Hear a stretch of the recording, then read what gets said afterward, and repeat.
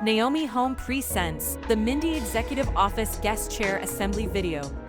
Before we begin, please make sure to have the assembly instructions on hand to follow along and have all the parts listed. To get started, attach part number 2 onto parts number 3 and 4 by using 2A screws on each side. Next, connect part number 1 onto parts number 3 and 4 by using 2A screws on each side.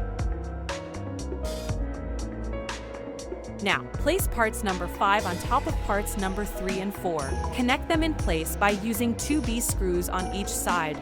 And there you have it. Your executive office guest chair is complete and ready for use. Thanks for watching. Please like, subscribe, and share for more Naomi Home content. You can find the product link and more in the description below.